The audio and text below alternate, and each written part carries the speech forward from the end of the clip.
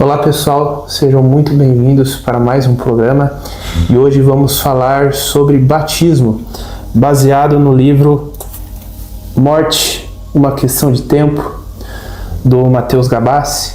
E tem uma versão aí no forno, uma versão atualizada, Matheus? Sim, tem uma versão 2.0 a caminho, já está no forno, daqui a pouco ela chega aí para nós. Então vamos começar. Matheus, o que seria o batismo? Batismo é uma cerimônia, né? Estar imergido em algo, estar envolto por algo. Imagine um copo de água e você tem um morango na sua mão. Quando você coloca esse morango dentro do copo de água, você batizou o morango na água, você imergiu o morango na água e ao estar imerso ele ficou envolto pela água. E não deixa de ser uma cerimônia, foi a realização do fato da cerimônia, né, de pegar aquele morango e mudá-lo para uma outra realidade, transportá-lo para uma outra realidade, né? Como se fosse um outro mundo, né? Ele estava seco. Sim. E agora ele está molhado. Sim. E quais são os tipos de batismos retratados na Bíblia? Tem o batismo de fogo também, né? Sim. Na Bíblia nós temos a menção de 4 batismos e talvez isso seja bastante disruptivo para quem nos assiste, porque quando fala batismo, a primeira coisa que se lembra é do batismo de Jesus, né? Aquele batismo nas águas do Rio Jordão, aquele batismo clássico que as igrejas cristãs evangélicas realizam, a maior parte delas, de imergir as pessoas num tanque de água, numa piscina, enfim. E batismo não é simplesmente o mergulhar na água. O batismo nas águas é um dos 4 batismos que temos na Bíblia, né? Por isso que eu gosto da palavra cerimônia, das 4 cerimônias, né? As 4 imersões que a gente tem na Bíblia, o batismo nas águas é uma delas. E aí no nosso livro, a partir ali da página, acho que 58, vamos acompanhar um pouco aqui, né? Pegar uns spoilers aqui, até para quem não conhece essa obra 1.0 e já ficar preparado para 2.0 que vem aí com algumas atualizações, né? Vai falar do batismo de fogo. Acho que a gente podia falar um pouco de cada um deles, né? Sim. Batismo de fogo. Você já ouviu falar, né, de batismo de fogo? Já, mas eu quero ver se é a mesma ideia do que foi ensinado para mim depois. É um assunto bastante interessante, né? E ele tá em alta, já esteve mais, mas ainda tá em alta nas canções, né? Tudo é fogo que vem, é fogo que cai, é fogo que queima, que incendeia. Fogo em seus olhos. Fogo nos olhos, eu quero queimar, o coração em fogo, tudo em fogo.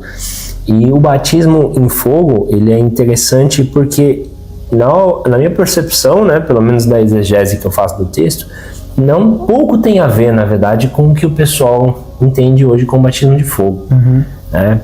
Hoje, quando você fala dentro do meio cristão protestante, você fala de fogo, a pessoa já pensa naquele fervor do glória a Deus, do aleluia, do falar em línguas estranhas. Voltado mais ao reteté também, né? O famoso do reteté, né? Porque tem a parte ali de Atos que diz que quando o Espírito Santo desceu, foram vistas línguas como que de fogo. Então o pessoal já fala que o Espírito Santo, né, falar em línguas é fogo. E o Espírito Santo pode sim ser simbolizado como fogo, porque o Espírito Santo ele tem o papel da purificação. E uma das formas de você purificar algo é passando pelo fogo. É uma das formas. A alusão, né, do ouro também, né? Isso, refinar o ouro, enfim, tirar a impureza. Então, nesse sentido, podemos associar fogo ao Espírito Santo. Mas, pasmem aqueles que nos ouvem, a maioria das vezes que fogo é mencionado na Bíblia não é uma coisa positiva, não é uma coisa boa, não é algo que eu quero ser batizado no fogo. Porque tudo que você joga no fogo, o que acontece? Queima, destrói. Né? E o batismo de fogo, muitas das vezes, o pessoal associa como se fosse esse revestimento a mais de poder, como se fosse um adicional de dom do Espírito. Depois que você já recebeu o Espírito Santo, ainda tem um bônus do Espírito Santo, que é um pouquinho a mais que ele não deu na primeira vez. Tipo, não é bem por aí, né? A gente gosta do texto ali de Daniel que vai falar... de Daniel não, perdão. Do Daniel também, né? Que vai falar do Ananias, do Misael e Azarias. Eu vivo citando, né, esses jovens nos vídeos, o Sadraque, Mesaque e Abdinego, né? A gente fala... Na verdade, faz um tempo já que você está citando eles, né? E por quê? Porque eles foram lançados aonde? Na fornalha. E essa fornalha tinha o quê? Fogo.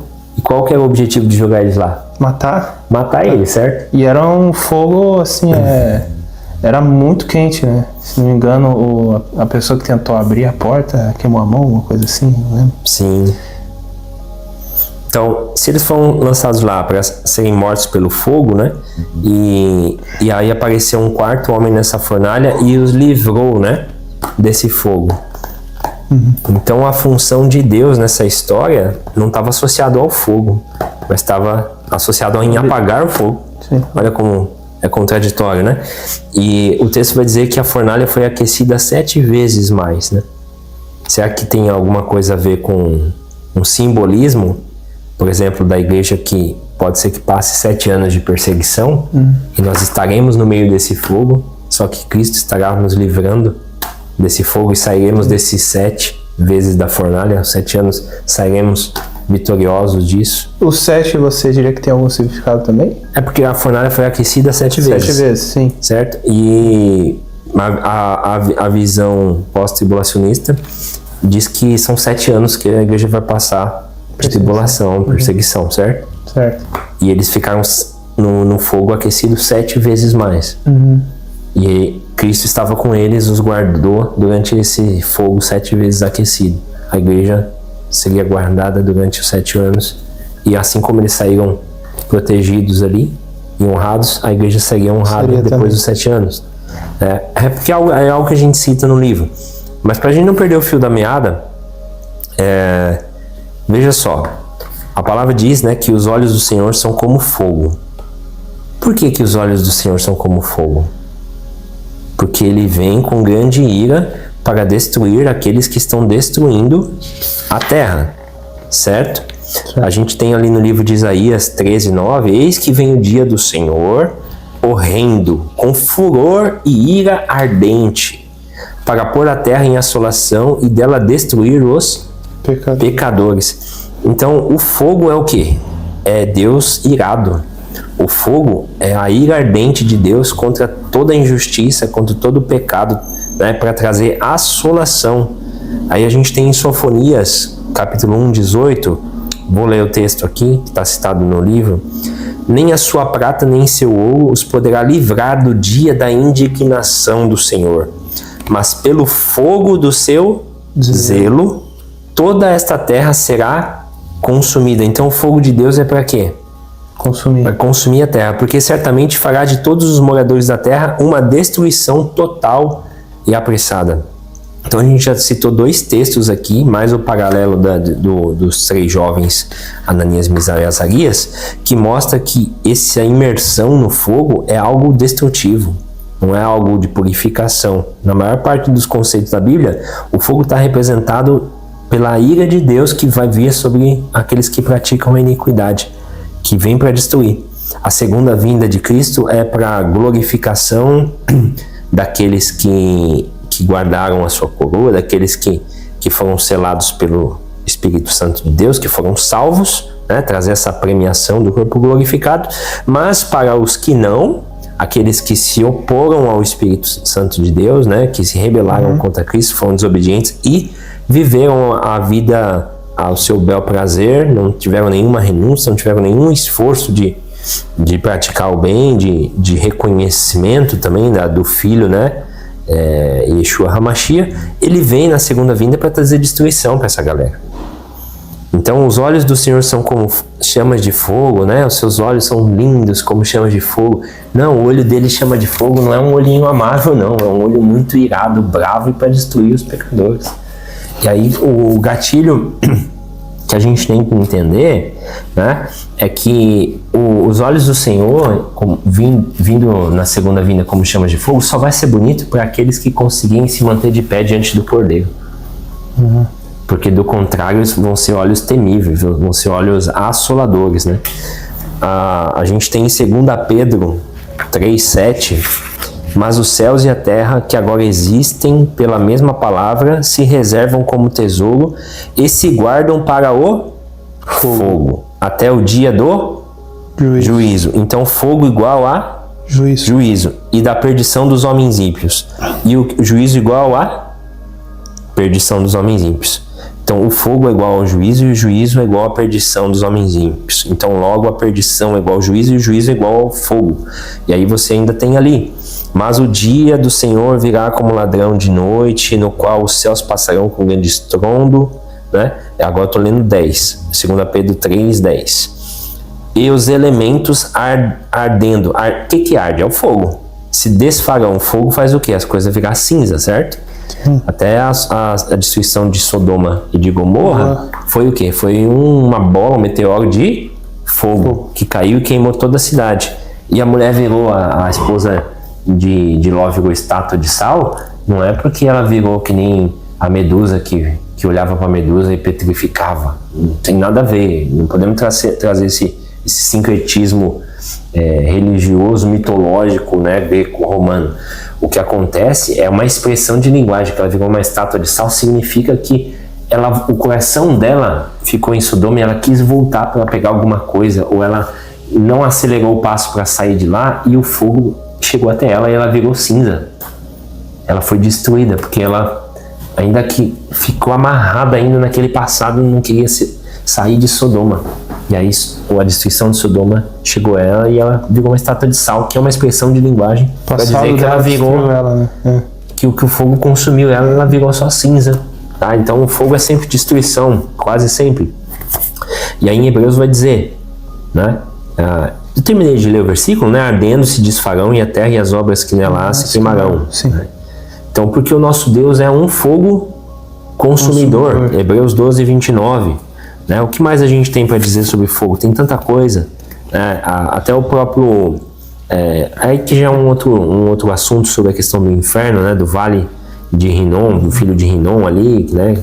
A gente pode trazer um dia esse assunto também, que era um lugar que incinerava-se o lixo fora da cidade de Jerusalém. Tudo que não prestava era jogado lá naquele fogo que queimava continuamente para destruir aquele lixo, né? Era a forma deles se livrar do lixo. Então, e aí tudo isso trouxe o conceito do inferno, que é um outro momento que a gente precisa entrar e ter muita sabedoria para tocar no assunto, mas que é bastante disruptivo e libertador. Mas voltando aqui à questão do batismo de fogo, né? A gente vê agora... Esse aqui eu vou pedir para você ler, porque esse versículo é o versículo que causa a confusão, é o versículo que traz a polêmica, e esse conceito de que o batismo de fogo é um revestimento extra de poder, porque só receber o batismo do Espírito Santo não é o suficiente, tem que ter o do fogo, né? Então, vamos lá, vamos quebrar esse paradigma agora. Leia para nós aqui o Mateus 3:11, final da página 61. E eu, em verdade, vos batizo com água, para o arrependimento. Mas aquele que vem após mim é mais poderoso do que eu, cujas alparcas não sou digno de levar. Ele vos batizará com o Espírito Santo e com fogo. Perfeito. Qual o cenário? João Batista está falando ali que ele batiza com água e para o arrependimento. Que vai vir quem é esse que vai vir? Jesus, Yeshua, que vai batizar com o Espírito Santo e com fogo, certo? Sim. Veja só, o batismo nas águas é o próximo que a gente vai falar. Ele já dá dica aqui. Para que é o batismo nas águas? Para o arrependimento. O Espírito Santo, quando nós somos salvos, nós nos arrependemos, estágio 1, batismo na água, a gente se arrepende, o que acontece? O Espírito Santo, que é o Espírito do Eterno, né? Baruch Hashem, bendito seja o nome, ele é o Espírito do Santo, o Ruach HaKodesh, Espírito do Santo, não é Espírito Santo, é Espírito do Santo, e só Deus é Santo, Santo, Santo. Então o Espírito Santo é o Espírito do Eterno, é uma porção do próprio Deus, do Pai, habitando dentro de nós. E é Jesus que concede o acesso ao Pai. E ele é chamado de Espírito vivificante. E o que vivifica, senão o fôlego de vida, que é o sopro que sai da boca de Deus. Então o Espírito Santo, o Espírito do Santo, é uma porção do próprio Deus, do Pai, dentro de nós, que nós recebemos quando nos tornamos filhos através da crença do sacrifício de Yeshua, certo? E o verdadeiro arrependimento. Então, esse batismo com o Espírito Santo é quando o Espírito Santo, a gente imerge nele. Ele vem e ele entra dentro de nós. Ou nós entramos dentro dele, né? Digamos assim. Então, o Espírito Santo é receber o selo divino de propriedade, né? Povo adquirido, comprado com o sangue do Cordeiro. É a salvação. O Espírito Santo é o símbolo, é o carimbo da salvação. Então, se o Espírito Santo é o carimbo da salvação, se eu tenho o Espírito do Eterno dentro de mim, eu tenho essa porção de Deus, já está incluso no pacote. Os frutos que ele vai trabalhar e vai desenvolver na minha vida, as obras que eu vou fazer, porque ele já preparou de antemão, e os dons que eu vou exercer também, que são tudo dádivas dele, né? Que diz que toda boa dádiva vem do alto do Pai das luzes, né? Então, dentro do Espírito Santo a gente tem o fruto, a gente tem o dom, a gente tem as obras. Então, o com fogo jamais pode ser, é um fruto, é um dom, é um poder sobrenatural a mais. Tudo isso está no Espírito Santo. Será que o batismo no Espírito Santo ou com o Espírito Santo não é o suficiente? Falta ainda, o Espírito Santo não é poderoso o suficiente, tem que ter um revestimento a mais, tem que ter um foguinho a mais, tem que ter um artifício. A gente tem que criar alguma coisa na nossa doutrina para chamar a atenção das pessoas, para que as pessoas querem poder, então vamos dar poder para elas, vamos inventar o batismo no fogo como um plus aí, porque só o Espírito de Deus não é o suficiente. Você vê como pode ser uma coisa bem complicada? Parece que é inofensivo, mas é bem complicado isso. Então o fogo não pode ser um revestimento extra. O fogo é aquilo que o próprio Yeshua vai dizer. Deixa eu ver se está na página seguinte aqui, se não me engano. É aqui, ó. Então aqui, ó, na página seguinte, na 62 do livro, a gente escreveu, Jesus falou assim: eu vim para incendiar a terra e gostaria que já estivesse em chamas. Preste atenção, Jesus veio como cordeiro e ele voltará como leão. Primeiro ele veio para dar graça, oportunidade de arrependimento, trazer salvação, misericórdia. E a segunda vinda é para trazer o quê? O juízo. Então a primeira vinda é o batismo com o Espírito Santo. Jesus veio a primeira vez para dar oportunidade de arrependimento para as pessoas. E a segunda vinda não é para mais as pessoas terem a oportunidade de se arrepender, agora é a prestação de contas. Então é o quê? A segunda vinda é o fogo. Então a primeira vinda é quando Jesus ele vos batizará com o Espírito Santo e com fogo. Então o Espírito Santo é a primeira vinda e o com fogo é a segunda vinda. O Espírito Santo é a oportunidade de arrependimento e o fogo é o juízo para os que não se arrependeram na segunda vinda.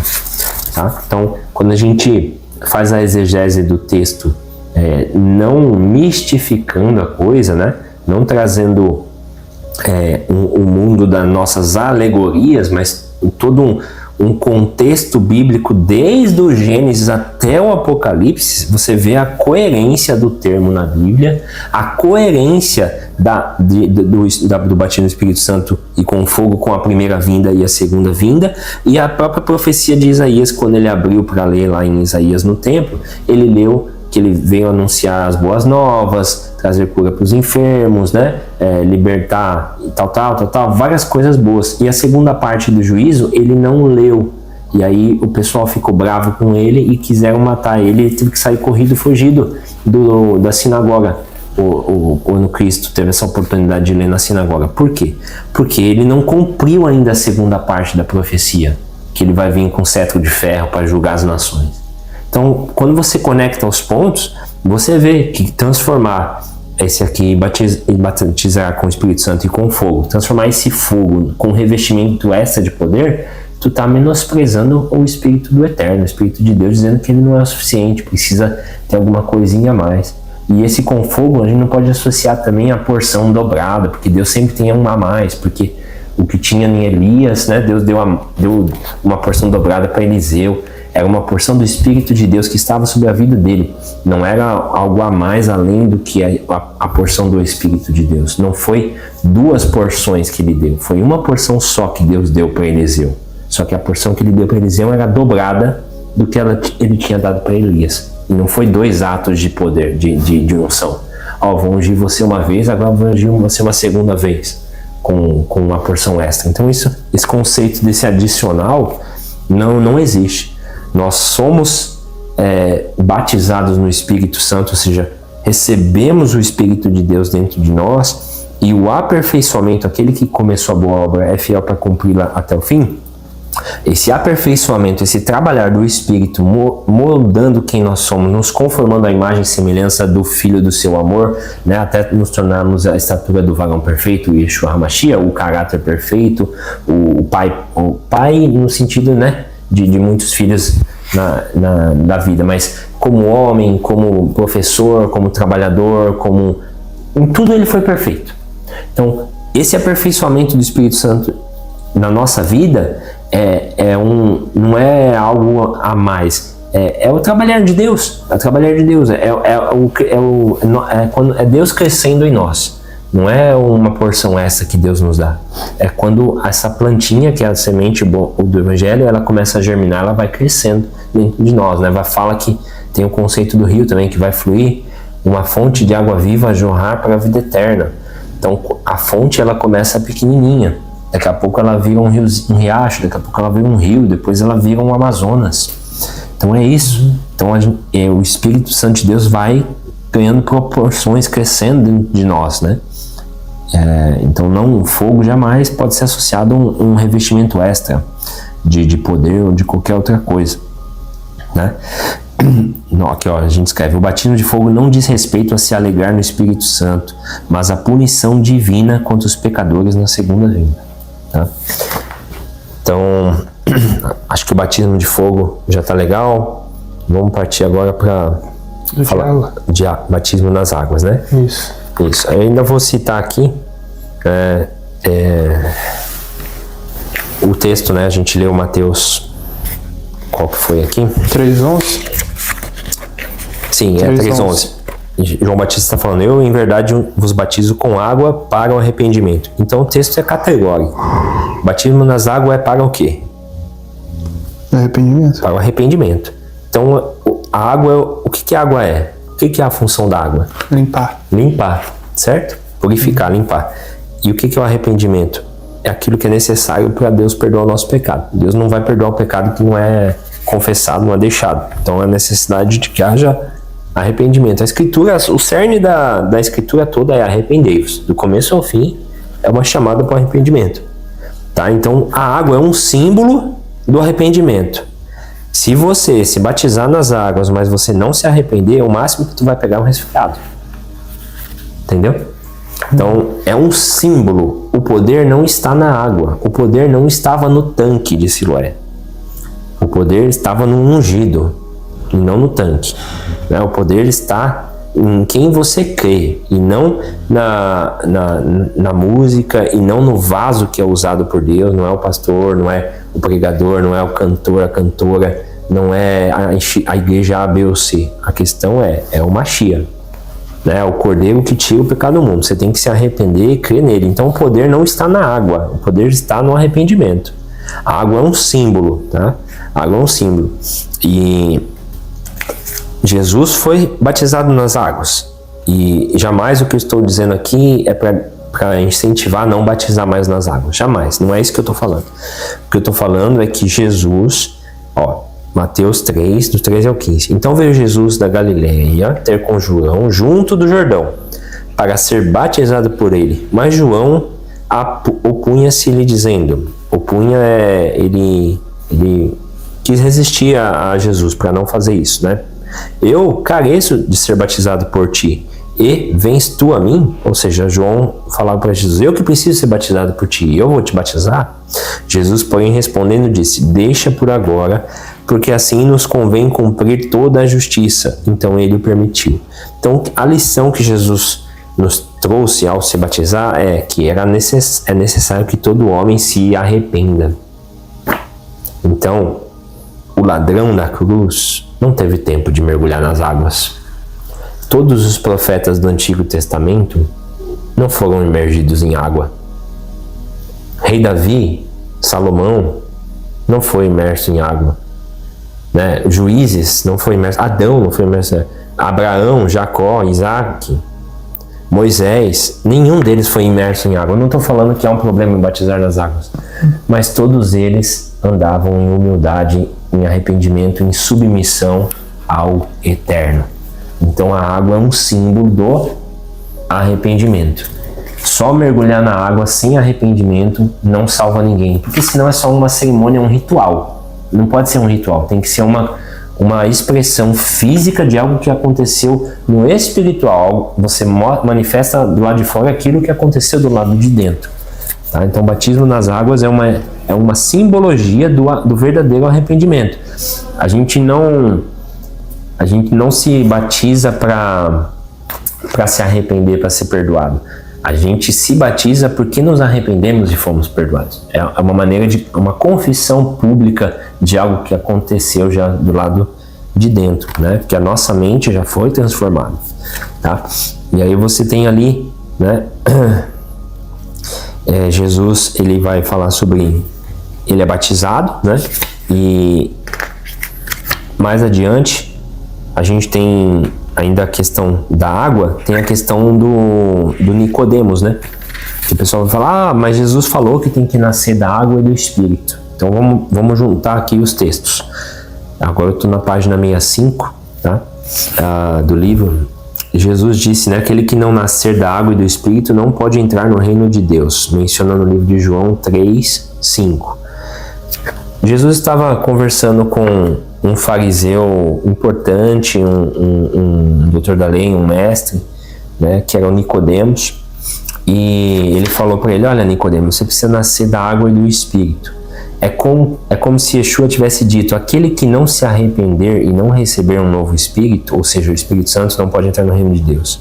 Nascer da água igual a arrependimento, né? E nascer do Espírito, receber o Espírito Santo de Deus. Então são etapas. Eu só recebo o Espírito Santo de Deus se eu me arrependo. Então nascer primeiro da água, arrependimento, e do Espírito. Eu preciso nascer da água, eu preciso me arrepender, né? O arrependimento precisa ter lágrima, precisa ter contrição, né? Você precisa realmente se purificar ali, né? Se deixar de lado o teu velho eu. Aí quando você se arrepende, aí o Espírito Santo vem e te batiza e faz morada dentro de você. Então é isso que Jesus estava dizendo quando ele falou nascer da água e do Espírito, tá? Então, finalizando, é preciso frisar aqui que eu não estou falando para vocês, pastores, líderes, não batizarem as pessoas nas águas. Estamos às vésperas de fazer um batismo nas águas na nossa congregação, onde eu sou um dos pastores. Mas o fato é que isso a gente ensina e vai ensinar e continuaremos ensinando. Não é a água, é o arrependimento. Você de fato está arrependido?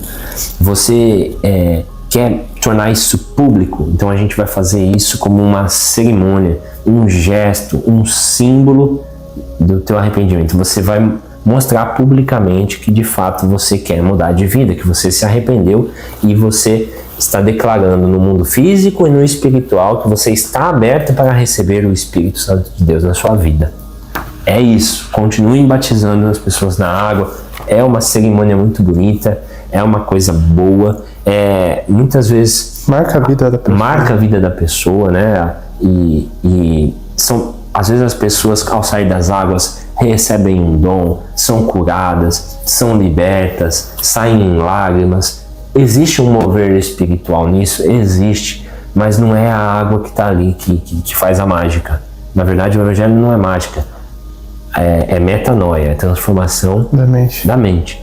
Então, esse rio, né, a água que você imerge primeiro no espiritual é o rio da água da vida. Olha que trocadilho legal. Antes de você entrar na piscina, no tanque, na praia, seja lá na água que for, o rio da água da vida entrou e lavou o teu coração.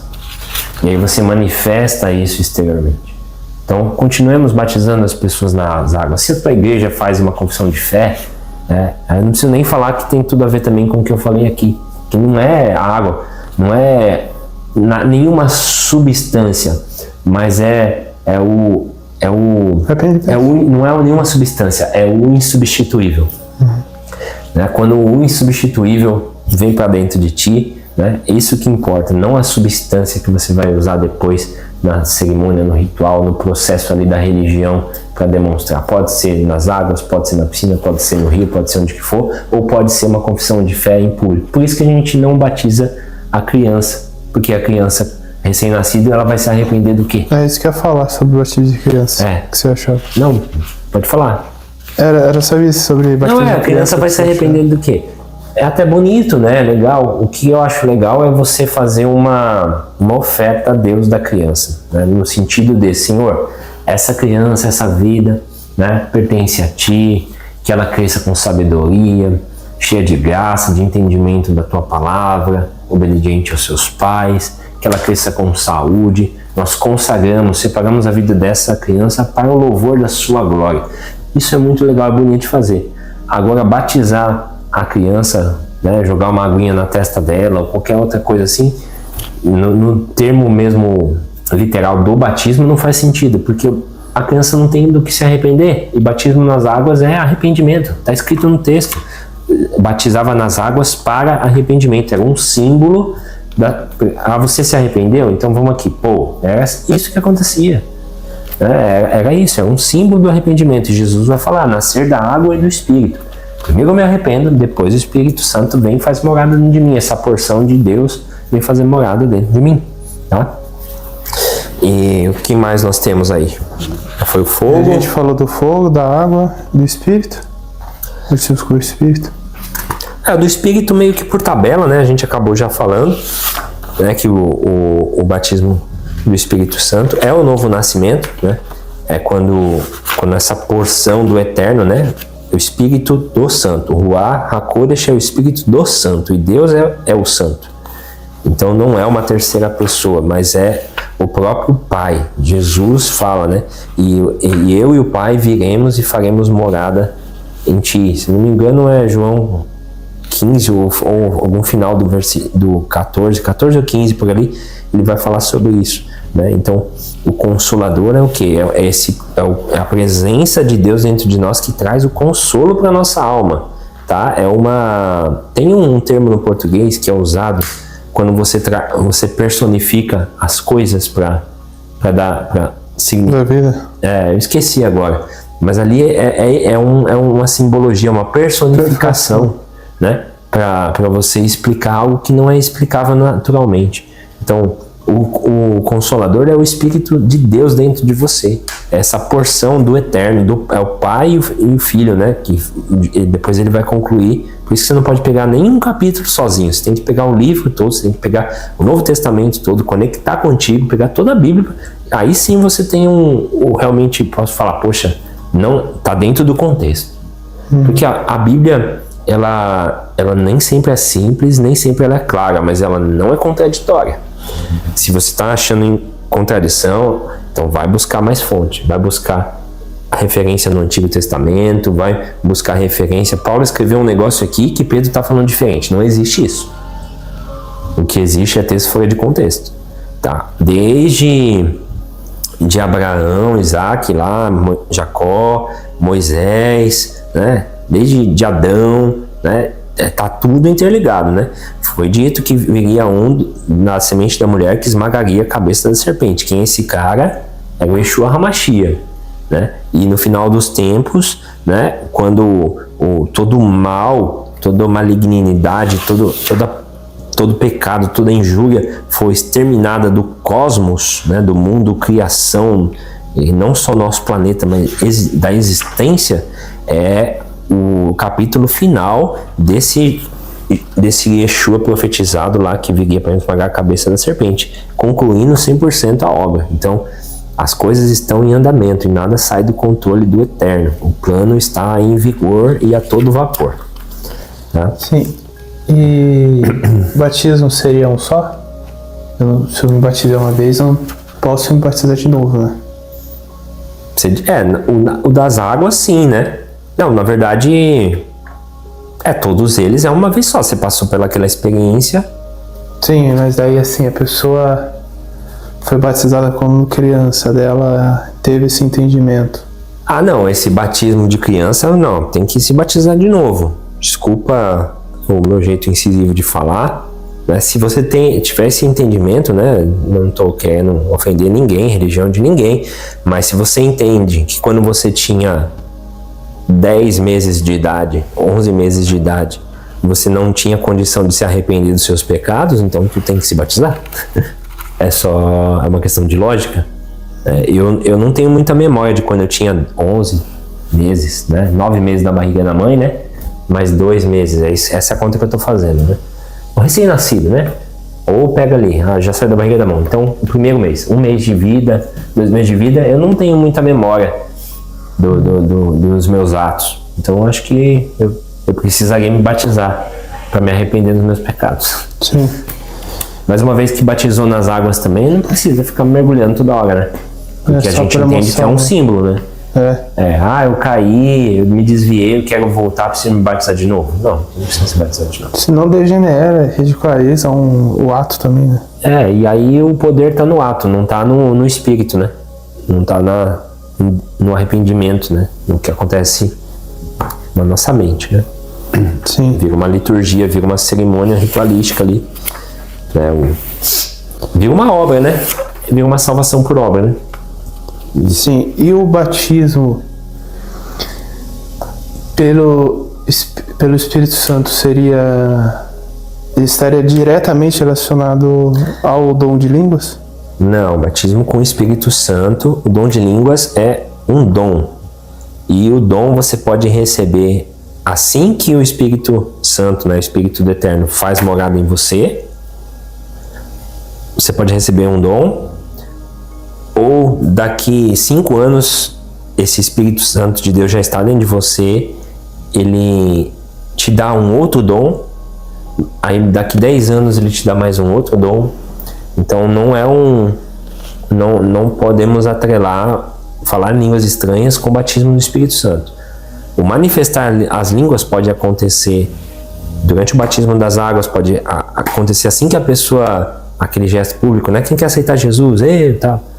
Pode acontecer ali, pode acontecer daqui 10 anos.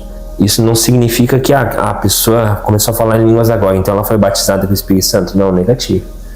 Ela foi habilitada naquele dom, como poderia ser habilitada para pregar, como poderia ser habilitada para ensinar, para aconselhar, para exercer, contribuir, né? Para fazer tantas coisas e obras no reino de Deus, né? O dom é uma dádiva, é um presente. Então, o dom é uma coisa, batismo é uma cerimônia, dom é um presente. Não podemos misturar as coisas, né? Sim, e... Apesar de que os dons manifestam o Espírito, né? Então, falar línguas estranhas, teoricamente, tem gente que finge, que tenta forçar ou até aprende por ver os outros para se sentir incluído e não excluído, né? Você já viu isso aí? Tem umas papagaiadas na internet. A pessoa, né, acaba até pecando, né, para tentar se sentir incluída, porque se ela não tem esse dom, ela não tem o Espírito Santo de Deus. Olha a opressão da religião em cima da pessoa, né? Às vezes a pessoa é a que tem o melhor caráter dentro da igreja, é uma pessoa que contribui, é uma pessoa que não contribui não só financeiramente, mas é pau para toda a obra, né? Enfim, né? E aí essa pessoa, esse irmão, essa irmã não tem esse dom de línguas e a congregação julga que ela não tem o Espírito Santo, né? Primeiro que ninguém consegue confessar que Jesus Cristo é o Filho de Deus se não for pelo Espírito Santo. Tem texto que fala isso, não lembro de cor. Mas não tem como a pessoa confessar que Jesus Cristo é o Filho de Deus e se dobrar, né, em obediência à palavra de Deus se ela não tem o Espírito Santo, porque senão é glória do homem. E a salvação não é glória do homem. Até aquilo que a gente faz de bom não é a gente que fez de bom, é porque o Espírito Santo nos capacitou para executar uma obra que ele de antemão fez. A palavra diz que Deus fez as obras antes dos trabalhadores. Deus nos fez os trabalhadores para fazer as obras. Ele planejou todas as obras. Vai ser assim, vai ser assado. Agora eu vou fazer o pessoal para fazer isso que eu já planejei. Então vai entrar dentro do que a gente falou do propósito outro dia. Então é complicado, é disruptivo, pode ferir um pouco a doutrina de algumas denominações, tá? Eu tenho esse dom, eu falo em línguas estranhas, mas eu não posso atrelar de que a pessoa só tem Espírito Santo se falar línguas estranhas. Aí você vai pegar todos os presbiterianos tradicionais, os batistas, alguns batistas tradicionais também. Você vai pegar todo um monte de denominação que está pregando o evangelho, está contribuindo para a expansão do reino, e vai botar todo mundo no inferno, porque tem que ter o Espírito Santo para estar com Deus. Se o Espírito Santo é uma porção de Deus, se eu não tenho o Espírito Santo, eu não tenho Deus. Então, se eu não tenho Deus, é que nem o peixe fora do mar, vai morrer. Então você vai condenar todo mundo, não vou nem falar para o inferno, porque aí já é um assunto, né? Mas é condenar todo mundo para a destruição, né? Porque não tem este dom, né? Como se fosse a coisa mais importante do mundo também. É um dos, né? É um dos. O dom principal que todos nós devemos buscar é o da pregação, que é o de anunciar as boas novas do Evangelho. Esse é o dom mais importante que todos nós devemos buscar. E não, por exemplo, a língua estranha. Porque a língua estranha, a palavra diz, quem fala língua estranha edifica a si mesmo. Se não tem quem traduza, são palavras soltas ao vento. Claro, né? Se a pessoa realmente tem o dom, se é no Espírito, é uma coisa verdadeira, e você tem o Espírito Santo dentro de você também, quando tu ouve a pessoa falando línguas estranhas de verdade ali, aquilo vai arder dentro do teu coração, vai testificar do lado de dentro. E aí tem o discernimento do Espírito, que, sei lá, às vezes vai ouvir um negócio e fala, esse negócio não é de Deus. Não. Ou né, que tem umas coisas que é estranha mesmo. Né? E tem a língua estranha dos angelicais, dos celestiais e dos infernais. O que eu estou querendo dizer? Tem essa língua purificada, santa, né? Dos anjos, e tem a dos caídos, que quase que na fonética e na frequência sonora você sente o estresse, a ira e a rebeldia naquele som, sabe? É uma coisa meio sensorial, assim, meio... Que nem aquele negócio dos hertz das músicas, é como se fosse uma frequência complicada, uma frequência tensa. E o discernimento no Espírito nos ajuda a discernir a frequência da língua estranha. Se ela está vindo realmente dos celestiais ou dos infernais. Ou seja, os inferiores, os caídos, né? Para enganar. Complicado, né? Sim. Mas tem que falar, né? E batismo de imersão e aspersão? Aí é uma questão doutrinária, né? Se a gente entende que as águas significam arrependimento, né? Não importa a porção. Não importa tanto, e jamais a gente tem que brigar entre a denominação. Por causa disso, é um absurdo. E eu ouso falar, até escrevi isso no livro, eu ouso falar que o João Batista, ele não anulou o batismo nas águas, mas pelo gesto que veio na sequência, ele meio que falou, cara, não preciso mais fazer isso não, porque o que vai vir na sequência vai batizar com o Espírito Santo, vai vir um batismo melhor, entendeu? Vocês têm que se arrepender. Então ele falou, vocês não me seguem mais, começa a seguir ele lá, né? E a gente tem poucos relatos de batismo nas águas depois. Não estou falando que não teve, tá? na igreja primitiva, mas não é você vê que a ênfase das cartas dos apóstolos não era ficar registrando os batismos de água que eles fizeram nas pessoas, mas sim das pessoas receberem o Espírito. Então, para receber o Espírito, eu tenho que estar arrependido. O ladrão da cruz não teve tempo de mergulhar. Isso. Mas o rio entrou nele antes. Né? E como seria o Espírito Santo? Como que ele trabalhava antes do batismo de João Batista? Batismo de Jesus. E outra pergunta também, por que Jesus se batizou? O Espírito Santo, né? Tendo o entendimento que é o Espírito do Santo, ou seja, uma porção do Eterno, do Pai, do Deus Todo-Poderoso dentro de nós, porque sem isso não faríamos nada. A promessa do Pai não é a promessa de outra pessoa, é a promessa do Pai, é o que o Pai nos entregaria, né? E ele entregou uma porção do seu Espírito. Do Espírito de quem? Dele, não é uma terceira pessoa. Estou começando a ser mais ousado aqui nas minhas falas. Mas o que acontece, né? No Antigo Testamento, os reis, às vezes, quando eram ungidos, recebiam uma porção de Deus, uma unção, uma habilitação, uma capacidade divina, certo? Os profetas, eles tinham uma porção, e existiam profetas e profetas, né? Então, Elias foi consagrado na geração dele como um grande profeta, mas quando ele estava lá no monte fugindo da Jezabel, o Espírito fala com ele, e não foi no fogo e não foi na tempestade, mas foi na brisa suave, de que, olha, volta para lá porque ainda tem 7.000 que não se dobraram. Se eles não se dobraram, eram profetas, ainda tem 7.000 profetas, então ele não estava sozinho. Só que a porção de Elias provavelmente era uma porção a mais do que os outros. Você entende isso? Porque Eliseu pediu uma porção a mais também do que a de Elias. Então a gente vê que tem níveis de porção. E aí vamos falar de quem tem o 100% da porção.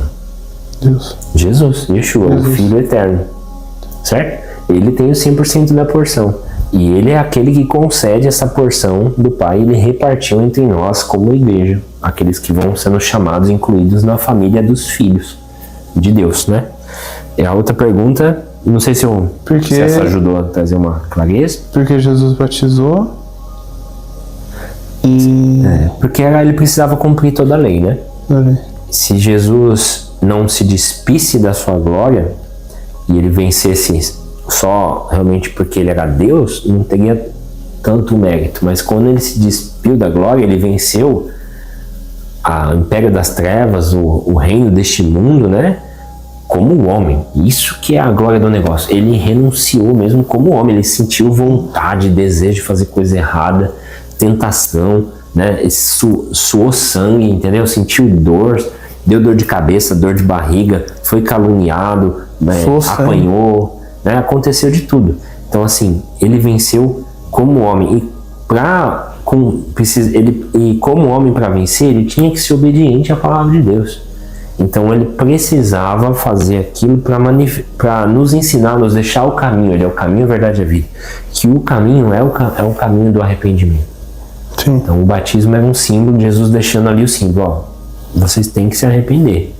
Ele estava sendo didático ali. Tanto que João Batista nem queria batizar ele, que ele teoricamente ele não precisava, né, se arrepender de nada. Mas ele fala, não, João, mas para que se cumpra a lei, porque eu preciso deixar esse legado. Às vezes o pai, ele tem que fazer algumas coisas que por ele nem faria, ele pularia etapas, mas ele faz um passinho de cada vez para que o filho que está vendo aprenda a fazer. Ele não pode pegar tudo pronto, ele tem que entender como faz, como que é o processo. Lembrei de outra pergunta. Como que seria a ação do Espírito Santo antes desse batismo de Jesus? As pessoas foram salvas, né?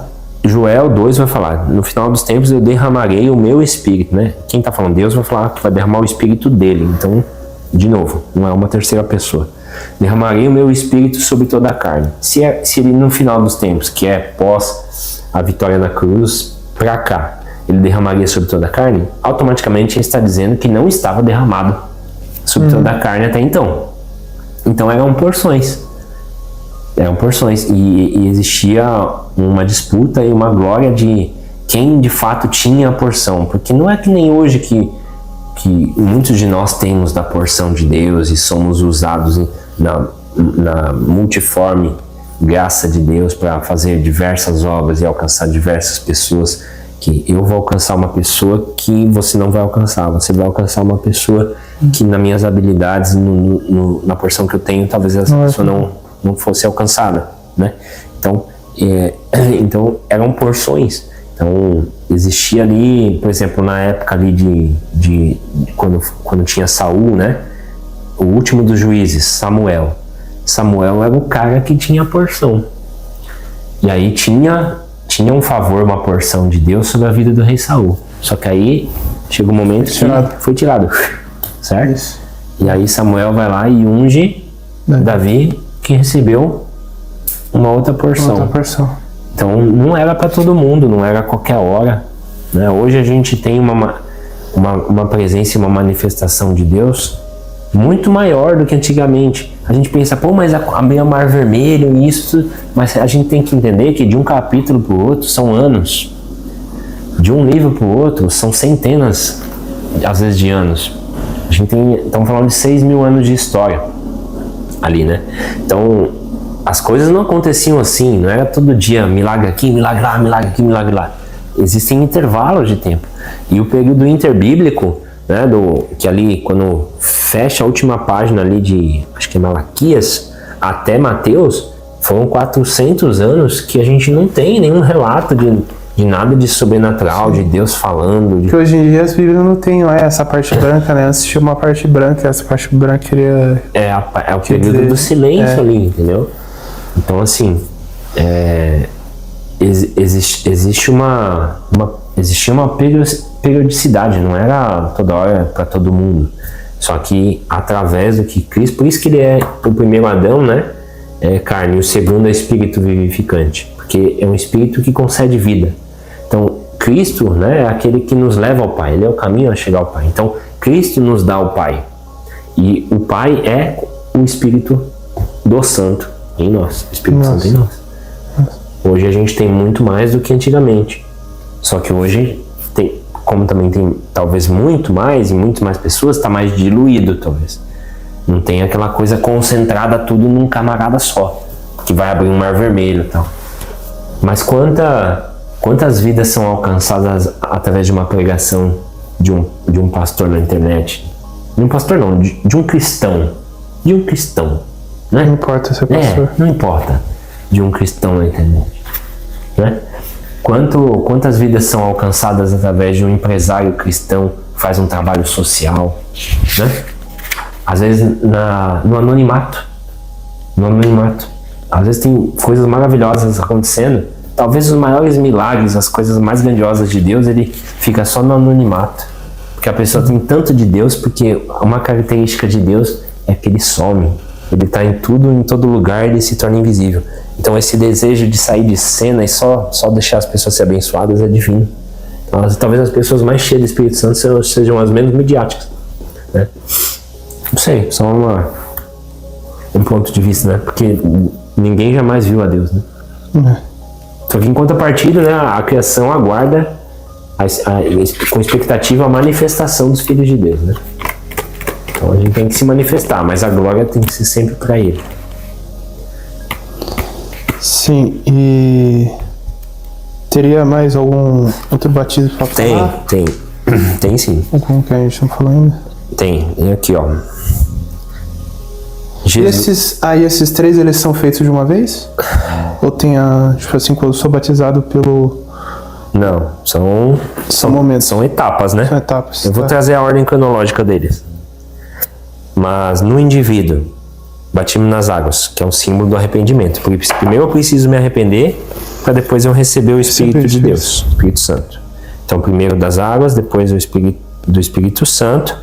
O batismo no fogo, né? Eu trouxe o entendimento que é o juízo de Deus, então ninguém foi batizado no fogo ainda.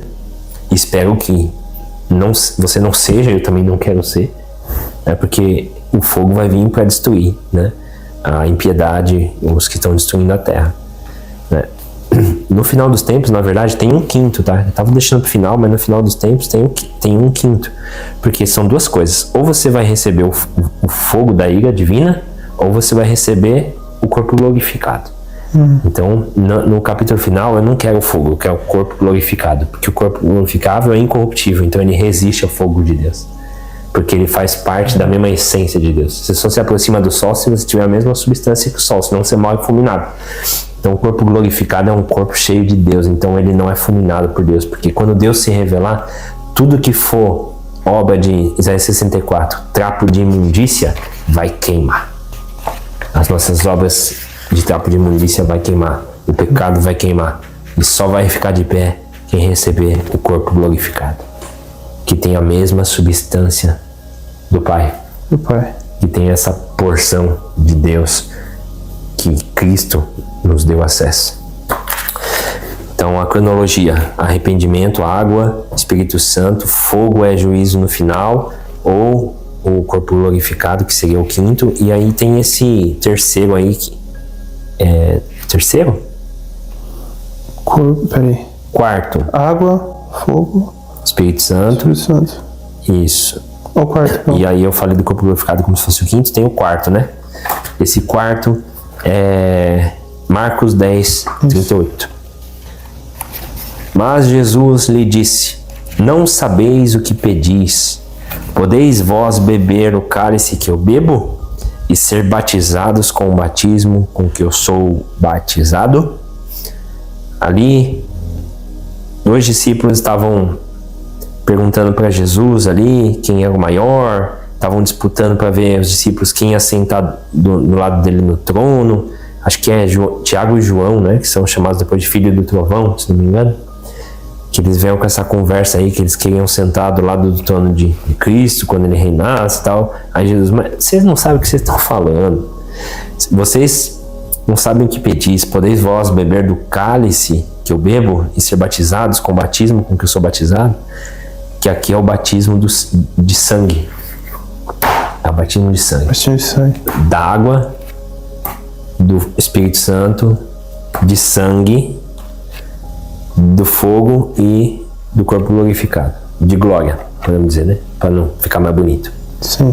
Água, Espírito, fogo, sangue, glória. Glória.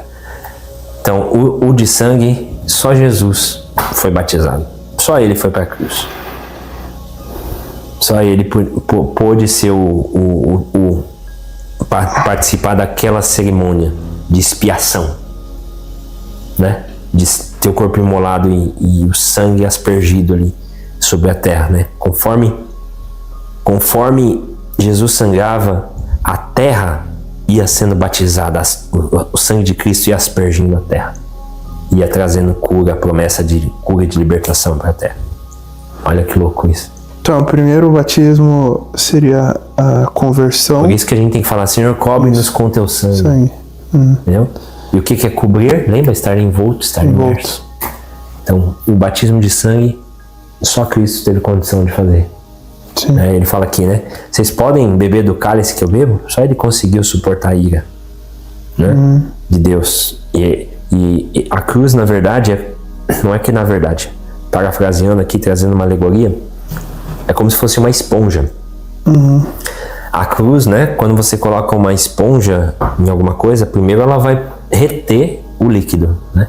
Então Cristo absorveu todos os pecados, certo? Só que em algum momento vai apertar a esponja e esses pecados vão voltar para a origem, que é a ira, entendeu? Então primeiro ele tirou o pecado e depois toda o juízo do pecado, a condenação desse pecado que foi puxada para que a gente tivesse a oportunidade de salvação, aí ele vai espremer a esponja. E aí a ira de Deus vai vir para destruir os iníquos no final dos tempos. Eu gosto de usar o exemplo da respiração também. A longanimidade de Deus é como se fosse a pausa na respiração, né? Fosse a inspiração de Deus. Quando a pessoa está nervosa, ela inspira, né? Tá nervosa, a pessoa faz assim. Pra tentar voltar ao normal. Certo? Então, digamos assim, Deus estava irado com a humanidade. E ele chegou a destruir uma vez, né? No dilúvio. E ele falou: não vou destruir mais a terra, né? Dessa forma. Mas ainda vai vir um juízo. Então, aí veio a Cristo. Ali na cruz do Calvário foi a inspiração de Deus de toda a nossa iniquidade. Deus está muito bravo, mas Deus, ele está se segurando, entendeu? Então, esse tempo, enquanto ele está se segurando, é a longanimidade de Deus. Ele está aguardando você se arrepender. Porque o dia que ele expirar, aí não vai dar para ninguém. Já era, entendeu? Então, se arrependa agora. Enquanto ele inspirou, ele trouxe para si. Tardio em irar. Tardio em irar-se. Então, a gente está nessa inspiração. Quando ele expirar é quando vai vir o fogo, vai vir a destruição, né? E só vai sobrar de pé quem tiver o batismo da glória, que é receber o corpo glorificado, né? Então, o primeiro batismo seria da conversão, que é ele é Cristo duplo, né? É um isso. processo duas etapas. A salvação precisa da parte do homem e da parte de Deus. a gente precisa se arrepender. E quando a gente se arrepende, Deus faz morada. Sim, daí que seguindo essa trajetória aí, que estaria a conversão, que é Cristo tirando nós do mundo, e os outros batismos seriam a santificação, que daí seria Cristo tirando o mundo de nós, seria tipo isso? O sangue, né? A gente podia usar, é só uma maneira didática de trazer um entendimento, né? Não é uma literalidade, não é uma doutrina, né? Da fé, assim, preto no branco. A gente está alegorizando um pouco para trazer a didática da coisa. A gente podia pegar o sangue baseado no texto de Hebreus 12, que vai falar assim: ainda não resististes até o sangue. Então, a nossa vida de renúncia seria como um batismo de sangue nosso, entendeu? Que é você lutar aquele contra o pecado que quiser até vir após mim, até sair sangue. pegue a sua cruz, negue-se a si mesmo e siga-me. Então, tem que doer um pouco, cara. Tem que sofrer um pouquinho, entendeu? Não é um evangelho de derrota, de coitadismo, nada disso, entendeu? De vitimismo. Mas evangelho sem renúncia, evangelho sem, sabe, sem um pouquinho de esforço, sabe? Essa hipergraça, cara, que jogaram aí no... Não vou nem falar no evangelho, né? É no mercado mesmo. No mercado gospel, né? Isso aí não existe, cara. Entendeu? Sem santidade ninguém verá a Deus. Então a gente tem que se esforçar, tem que fazer um pouco da nossa parte, né? Tem que resistir até o sangue, cara. Vai ser difícil. Tem a frase de Lutero, né? Quando fui batizado, eu achei que o velho homem tinha se afogado, mas infelizmente ele sabia nadar, agora eu tenho que matar ele todos os dias da minha vida. Paulo vai falar, né, que ele mortifica a sua carne todos os dias, né? Sim, a carne milita contra o espírito. Exatamente. E assim, né? É uma piada que eu ouvi pelo meu pai. Não sei se meu pai é o autor dela, né? Mas diz que o bêbado tava vendo um batismo na igreja, né? E aí o pessoal entrou na fila lá pra fazer o batismo, e ele falou: eu vou participar desse negócio aí também, né? Que aí saiu uma mulher, levantou d'água: eu vi Jesus, aleluia, glória a Deus, eu vi Jesus. Diz: eu vou querer ver também. Eu vou querer ver Jesus também. E aí quando foi a vez do bêbado, o pastor chegou e falou: vou dar uma lição nesse bêbado, né? Aí pegou o bêbado e chacoalhava o bêbado lá. Aí voltou: e aí, viu Jesus? Não vi Jesus ainda não. Aí de novo jogava o bêbado na água. Puxava: e viu Jesus? Não vi ainda não. Aí voltou: e aí, viu Jesus? Não, eu não vi Jesus, mas vocês têm certeza que ele caiu aí dentro? Então, assim, não é água, não é o tanque, né? Não é a mudança de vida, né? Sim. Então... E o batismo, ele também é um dos sacramentos da igreja, né? Que é eu sou a péssimo ceia. Contando piada, né? Eu não feito isso. Não, a gente corta depois. Não, corta não, felicidade. Que seria o batismo, a Santa Ceia e a disciplina, né? Serão os três sacramentos da igreja. Se você não tem o batismo, você não tem os outros também, que ao meu ver, né, o batismo seria tipo é uma forma de simbolizar a iniciação daquela pessoa naquela comunidade. Na fé, na comunidade, sim. Então, o seu batismo não tem como ela ir para a Santa Ceia, não tem como ela participar da disciplina, porque ela não é uma pessoa, é um novo homem, né? Eu tenho uma visão um pouco polêmica sobre essa questão de participação da Santa Ceia, tá? Eu não sei se eu fecho essa questão de que tem que ser mergulhado nas águas para poder tomar ceia, sendo bem sincero. Ainda não tenho isso muito claro na minha mente, não, como eu penso a respeito disso. Porque quando eu falo assim, aquele que crer e for batizado será salvo, a gente falou aqui de 5 batismos. Esse for batizado não está falando de água. Sim. Porque a água é um símbolo. Está falando de receber o Espírito. Mas você não acha, Mateus, que... receber o Espírito Santo. Porque crer e ser batizado, né? Eu criei, então o Espírito Santo veio morar em mim. O que garante que a pessoa é salva é o Espírito Santo dentro dela. Então o crer e ser batizado é o batismo no Espírito Santo. Não é a água. Sim. Entendeu? Então, se eu condiciono a pessoa a ter que ter passado pela água para poder cear, eu não vejo muita base bíblica para isso, né? Porque o crer e ser batizado, será salvo, é receber o Espírito Santo. O ladrão da cruz, cara, ele não teve tempo de mergulhar e foi salvo. E tantos outros personagens da Bíblia não mergulharam. Sim, mas tanto o batismo quanto a ceia seria coisas simbólicas para retratar esse rito de passagem, né? Não é que neles exista algo sobrenatural, mas é uma coisa, ao meu ver, daí, né? Que daí seria a confissão de fé pública, né? Sim. Entraria, mas eu concordo também que não tem como você... por exemplo, as ceia, pessoas que foram batizadas no deserto, né? A ceia foi um pedido, foram batizadas como? Se estava no deserto, não tinha nada de água, né? Dizem pessoas que foram salpicadas. Não, mas é a água do rio, né? Jordão. Eu não sei como é que era exatamente esse processo, né? A gente não é da região lá, né? Não nasceu em Israel, pra saber. Mas tinha água. A ceia é o seguinte, a ceia, mais do que uma cerimônia, uma liturgia, é um pedido de Jesus, né? Fazer isso todas as vezes que beberdes e comerdes em memória de mim. Entendeu? Então, quando a gente tem que fazer? Quando a gente comer e beber em memória dele, entendeu? Então, para mim, toda refeição é sagrada. Toda essa refeição é como se fosse uma ceia. Claro, não tem pão, não tem vinho, mas tô querendo dizer, a gente tem que fazer, lembrar que o nosso sustento vem dele, tanto físico como espiritual.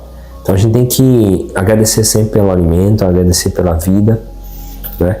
E aquele momento da igreja que a gente faz tudo junto, a gente está fazendo algo no coletivo como igreja, para lembrar o momento da cruz ali, do sacrifício, porque na cruz a gente vê o amor de Deus. Agora na encarnação, ou seja, quando ele nasce, né, Cristo vem ao mundo, a gente vê o poder de Deus. E ele não estabelece nenhuma liturgia, nenhum ritual, nenhum procedimento para você lembrar de quando ele encarnou. Porque ali é o poder dele. Mas ele estabelece um procedimento, uma liturgia, um ritual, uma cerimônia para lembrar de quando ele morreu, que é o amor, entendeu? Então a cruz é mais do que um processo litúrgico, é um pedido de Jesus de amor, cara. Entendeu? Lembrem-se do meu amor e não do meu poder. Aí vamos brincar com o tal do batismo de fogo, né? O pessoal usa o fogo para promover o Jesus poder. E Jesus quer ser lembrado pelo amor. Mas não é esse amor não, porque tem amor falso também, né? Não são todos os amores que são de Deus. E hoje em dia as igrejas ou elas têm amor ou só tem poder. É difícil encontrar uma que exerce os dois, né? É porque eu acho que saiba acolher e paradoxal. Acho que o verdadeiro poder é o amor. O verdadeiro poder é o amor. O verdadeiro poder é o amor. Que eu digo que estaria aí dentro tanto a disciplina quanto o que é mais fácil? O acolher. Você retaliar alguém que te bate, ou seja, você devolver o tapa, ou você não vou retribuir na mesma moeda. O mais fácil é retribuir. O mais fácil é eu devolver o tapa, né? Devolver o tapa. Então o que é mais poderoso? A renúncia. A renúncia é amor. E entra também em outra questão que acho que nem crente esse cara é, mas ele é um escritor muito famoso. Ele fazia muito livro sobre filosofia militar e usava muito a Bíblia. E ele pega essa parte de você tratar bem seu inimigo, não devolver na mesma moeda, né? Aí ele fala que o amigo é carente, porque sempre quer atenção. Mas quando você torna o inimigo um amigo, aí você vai ter um servo fiel para a vida inteira. Que entra nessa questão aí de você não retribuir na mesma moeda. Sim. Né? De você fazer... Porque o amigo, ele sempre vai achar que tem alguma coisa a retribuir, né? Mas o inimigo, se oferecer uma coisa que ele nunca teve, ele vai ser eternamente grato a você, né? E o amor é sempre merecido, né, cara? É uma dádiva, é um presente. É uma dádiva. Então, por isso que eu acho que não, se condicionar a ter que passar pelas águas para poder tomar ceia, por isso que eu acho que isso não é muito certo, porque você condiciona a uma cerimônia, entendeu? Sim. Tipo, a um procedimento que é só um símbolo, entendeu? E tem que ser incondicional. A palavra diz examine-se o homem a si mesmo, né? E coma e beba, né? Então o que eu tenho que fazer para cear? Eu tenho que examinar a mim mesmo. Não tá assim, não tem nenhum texto falando, ó, se você for batizado nas águas, aí você se examina e você come. Não Sim. tem. Tá falando para você se examinar. E esse examinar, só Deus é o Deus que sonda, né? Sonda-me, Senhor, e conhece o meu coração. Só Deus pode sondar se há de fato o arrependimento. Porque não é um mergulho na água que prova se a pessoa de fato se arrependeu ou não. E não é... E a ceia ali é um negócio da pessoa e Deus, não é um negócio da pessoa e a instituição. Então eu acho que há muita religiosidade, isso é bem disruptivo, é bem complicadinho de falar, mas eu não vejo muita base bíblica para condicionar, só pode tomar ceia quem mergulhou nas águas. Não vejo isso. Eu acho que a ceia você examina, inclusive no ato da ministração da ceia, alguém pode aceitar Cristo, né? Ou Cristo aceitar a pessoa naquele ato. A ministração da ceia devia ser um ato evangelístico, mais do que um ritual, porque você está pregando que ele morreu, né? O corpo foi moído pela nossa transgressão, porque o sangue foi derramado, né, no nosso lugar. A nossa Santa Ceia muitas vezes lembra um ofício fúnebre, né? Sendo que na Bíblia é uma festa. Sim, é uma coisa a se comemorar, é a vitória, né? Tragada foi a morte assim pela vida. Pão, não era um negocinho assim de pão, um negocinho assim de e inclusive, exatamente. Era um cálice, era uma chulapa de pão. Se uma igreja quiser fazer um jantar, um almoço, se essa ceia for, vamos comprar meia dúzia de frango assado, arroz, farofa, maionese, e essa vai ser a nossa ceia, amém, cara, entendeu? Amém. Eles tinham pão, eles tinham cálice, foi usado como símbolo, porque o cálice, o suco de uva, a cor, o pessoal já atribui ao sangue e tal, e o pão ao corpo. Mas provavelmente eles comeram outras coisas, não só um pedacinho de pão e deram um golinho de vinho. É que o pão era o alimento mais... É o alimento mais comum, normal naquela época. E até hoje né? Sim. É bem comum. Sim, um carboidrato, é um dos carboidratos mais baratos, se não me engano, também, mais consumidos. E por isso que Cristo foi chamado pão da vida, né? Porque seria algo essencial, principal alimento, né? E é uma alusão ao maná também. Ao maná. Porque o pessoal no deserto lá, eles eram preservados, né? Eles eram nutridos pelo maná, né? O pão que descia do céu, né? Cristo até o maná lá daquela época é um símbolo de Cristo, né? Olha que loucura. Já foi fazendo uma alusão, né? Sim, e do mais... Mas nada contra também, se a tua igreja... Isso, faz... Tem essa, na verdade, eu não incentivo. Chega qualquer um, pode participar aí. Não, fica à vontade, gente, todo mundo sai pegando. Deixa livre. Eu acho que é o deixar livre. Vamos servir a ceia. Pro batismo também? Ou você acha que a pessoa tem que ter um preparo antes para fazer o batismo? O batismo, assim, a pessoa tem que ter um entendimento... Principalmente esse entendimento que o poder não está na liturgia da cerimônia na água. E sim, de fato, se ela se arrependeu. Né? Então, eu acho que é importante ensinar isso para as pessoas. E aí, depois disso, elas participam para provar, né, na comunidade de fé que ela participa, que ela realmente se arrependeu, que ela está disposta a seguir a Cristo, obediência a Deus, né? A palavra de Deus. Eu acho que é por aí.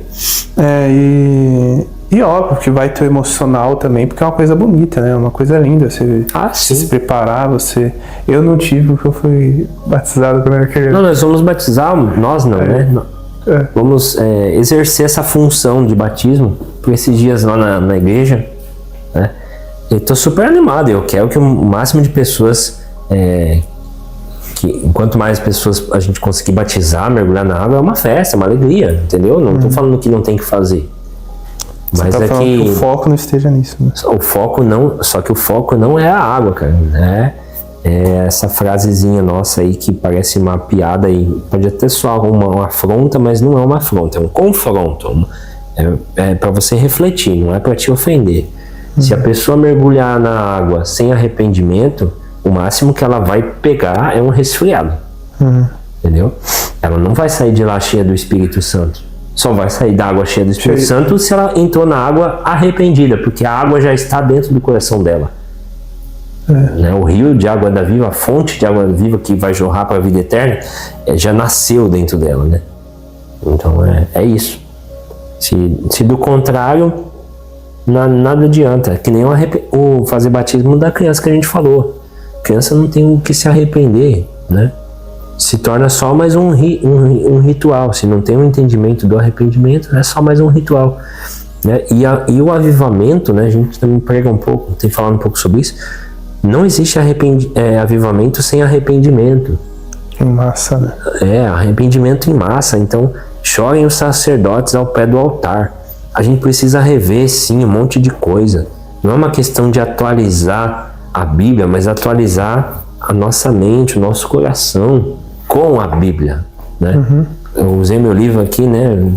Mas é só para simbolizar, né? Seria a Bíblia, com a Bíblia, né? Não a Bíblia.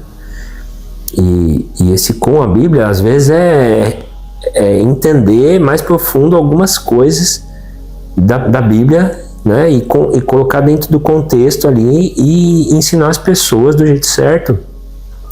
E mesmo que a gente ensine errado, mas a gente jamais pode ensinar uma coisa errada só porque na minha denominação é assim, mas eu não acredito assim, mas o meu ministério mandou que é assim, o pastor falou que tem que ser assim, então eu vou ensinar as pessoas desse jeito.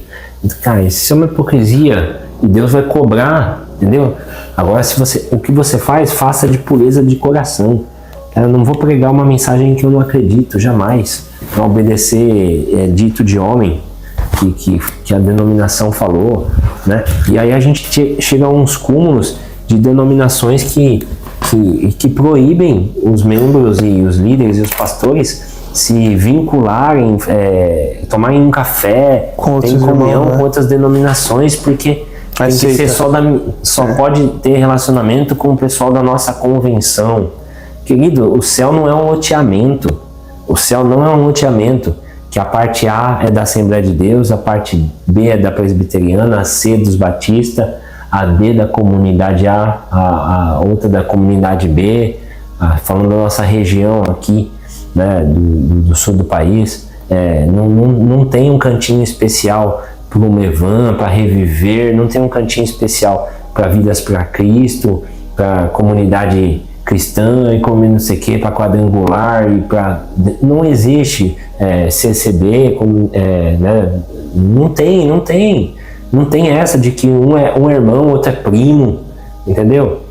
Porque a gente já falou, quase todos nós, dentro do que a gente denomina hoje como cristão evangélico no país, cremos numa verdade absoluta, né?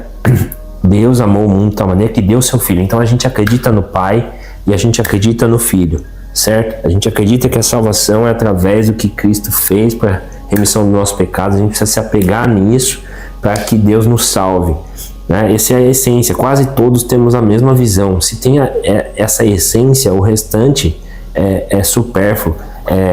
Ângulos diferentes olhando para o mesmo objeto. Estamos observando a mesma coisa, só que de ângulos diferentes.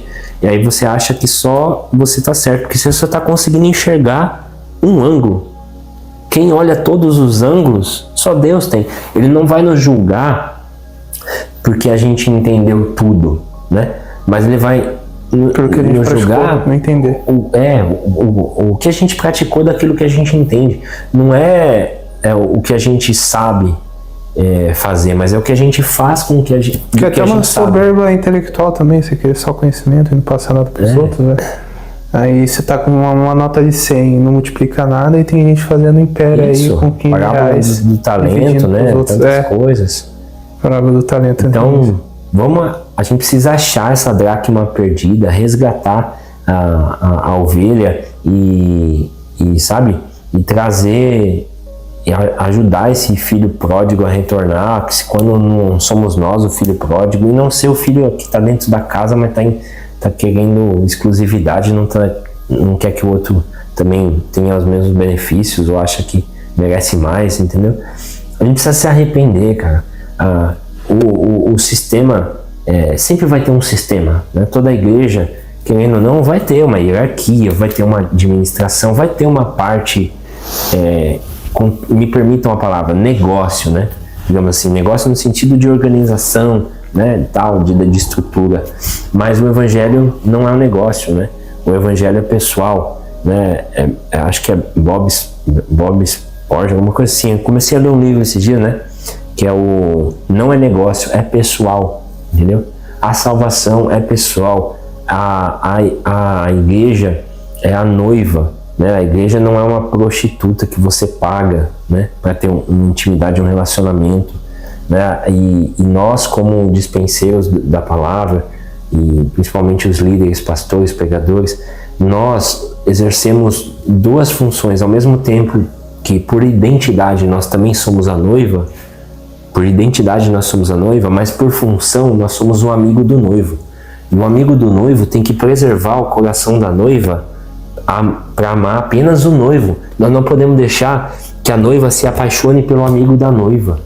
E quando a gente faz a membresia se apaixonar por nós, os líderes, os pastores, ou por nosso ministério, nós estamos traindo o noivo. Nós somos um amigo do noivo, traindo, né, a confiança do noivo com a noiva e transformando a noiva numa prostituta. Nossa, a gente já está entrando num outro vídeo aqui, um outro assunto. Em 1 Pedro 4,7 ou 7,4, não lembro agora, fala que o primeiro a ser julgado vai ser a igreja. Então essas pessoas que fazem isso vão ser as primeiras a serem julgadas também. Então vamos fechar com isso, depois a gente fala sobre esse assunto. Sobre o assunto, né? Mas a gente pode falar sobre sistema religioso, alguma coisa assim. Aqueles lá inimigos da igreja. Noiva, né? Noiva, não entrar nesse assunto aí. Mas vamos, para fechar bem, a gente tá falando de batismo, né? Tudo começa com água, ou seja, com purificação, com arrependimento. E muitos de nós, às vezes, deixamos o primeiro amor. Ninguém vai mergulhar de novo na água, ninguém precisa fazer mais uma confissão de fé. Mas de dentro para fora, às vezes a gente está fazendo o que aconteceu com Isaac, né? Estamos deixando os inimigos entulhar os poços, entendeu? Do nosso coração. E esse rio, essa fonte a jorrar para a vida eterna está entulhada dentro de nós. A gente precisa se arrepender, começar a tirar esse entulho e essas meninices, essas bobiças que fazem a gente perder unidade como cristãos, como cristianismo, né? E vira chacota e vira motivo de outros irmãos e outros povos não conseguirem enxergar o Mashiach, enxergar o Messias, enxergar Jesus, né? De fato, por exemplo, os judeus ortodoxos que não reconhecem Jesus como o Messias. Por quê? Porque quando eles olham para o cristianismo, eles veem um negócio altamente fragmentado.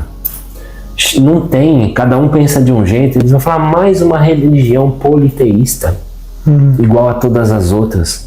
Entendeu? Deus é um só, a gente tem que ter unidade no máximo possível e comunhão verdadeira uns com os outros. E não ser o pastor da igreja ABC. Eu sou o pastor da igreja da cidade que eu moro. É que nem a carta da igreja em Éfeso. Né? Não era uma denominação, não tinha denominações, era a igreja que estava em Éfeso. Então você está em São Paulo, independente da sua placa, você é um pastor na igreja de São Paulo. Você é um pastor na igreja do Rio de Janeiro. Entendeu? Não importa, a gente tem que ser pastor da região onde nós estamos. Temos as nossas estruturas, temos às vezes alguns detalhes, mas a essência a gente tem que preservar e a gente tem em comum. E a gente tem que romper com isso, e essa unidade, esse choro, esse arrependimento e essa comunhão vai promover um avivamento genuíno e a nossa pregação vai voltar a ser poderosa. Porque precisa ter essa renúncia, esse arrependimento para que a gente de fato tenha o Deus vivo falando através das nossas bocas e não conhecimento humano ou o nosso estilo coach de ser, que cada igreja tem o seu e cria nichos de mercado.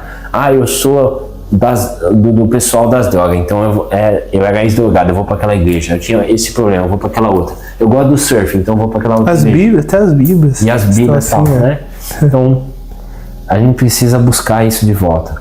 Buscar voltar ao primeiro amor, o arrependimento e passar pela água de novo. Não mergulhar na piscina de novo, mas desentulhar esse poço de água que essas diferenças, essas besteiras estão obstruindo e deixando que a verdade realmente, o Espírito de Deus trabalhe e seja o Senhor da igreja, de fato. É arrependimento. Voltemos às águas, pureza, contrição, lágrima. Vamos nos arrepender. Né? Isso. E é isso. Então era isso, pessoal. Até a próxima. Não deixem de curtir, deixar nos comentários aí alguma sugestão de vídeo. Né? E o que mais, Matheus? Se tiver alguma dúvida, quiser colocar um versículo. Isso. Né? Compartilhar, curtir, ajudar a gente aqui para que esse canal evolua e mais vidas sejam alcançadas. A gente trazer cada vez temas mais legais, interessantes, né? Não é nem legal e interessante, né? Aquilo que a gente precisa, né? O que a gente precisa ouvir na rotina aí. Que é o alimento que necessitamos, não é? A igreja, a obra não é um restaurante que você senta e escolhe o cardápio. Não, é um nutricionista, é um remédio que passa a dieta para você ficar saudável. Isso. Então era isso, pessoal. Que a paz esteja com você.